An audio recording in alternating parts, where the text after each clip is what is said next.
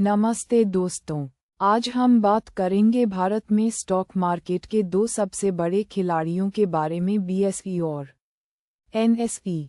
अगर आप stock market में नए हैं तो ये एपिसोड आपके लिए है। स्टॉक मार्केट में इन्वेस्ट करना आपके फाइनेंशियल गोल्स को अचीव करने का एक अच्छा तरीका है, लेकिन इसके लिए आपको स्टॉक मार्केट के बेसिक्स समझने होंगे। आज हम बीएसई और एनएसई के बारे में बात करेंगे, जो भारत में स्टॉक मार्केट के दो सबसे बड़े एक्सचेंज हैं। बीएसई यानी बॉम्बे स्टॉक एक्सचेंज भारत का सबसे पुराना स्टॉक एक्सचेंज है। ये 1875 में स्थापित हुआ था और आज ये दुनिया का 10th सबसे बड़ा स्टॉक एक्सचेंज है। बीएसई पर लगभग 5000 कंपनीज लिस्टेड हैं, जिसमें रिलायंस इंडस्ट्रीज, टाटा मोटर्स और एचडीएफसी बैंक जैसे बड़े नाम शामिल हैं।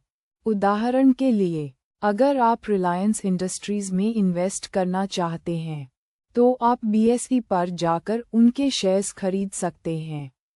एनएसई यानी नेशनल स्टॉक एक्सचेंज भारत का दूसरा सबसे बड़ा स्टॉक एक्सचेंज है। ये 1993 में स्थापित हुआ था और आज ये दुनिया का 11th सबसे बड़ा स्टॉक एक्सचेंज है। एनएसई पर लगभग 2000 कंपनीज लिस्टेड हैं, जिसमें इन्फोसिस, विप्रो और आईटीसी जैसे बड़े नाम शामिल हैं। उदाहरण के लिए, अगर आप इन्फोसिस में इन्वेस्ट करना चाहते हैं तो आप एनएसई पर जाकर उनके शेयर्स खरीद सकते हैं। बीएसई और एनएसई में कई अंतर हैं, लेकिन दोनों का मुख्य उद्देश्य एक ही है, शेयर्स का लेन-देन। बीएसई पर ज़्यादा कंपनीज लिस्टेड हैं, लेकिन एनएसई पर ज़्यादा लिक्विडिटी है। इसलिए, अगर आप किसी कंपनी में इन्वेस्ट करना चाहते हैं तो आपको दोनों एक्सचेंज पर रिसर्च करना चाहिए। उदाहरण के लिए, अगर आप एचडीएफसी बैंक में इन्वेस्ट करना चाहते हैं तो आप बीएसई पर जाकर उनके शेयर्स खरीद सकते हैं, लेकिन अगर आपको ज़्यादा लिक्विडिटी चाहिए तो आप एनएसई पर जाकर उनके शेयर्स खरीद सकते हैं।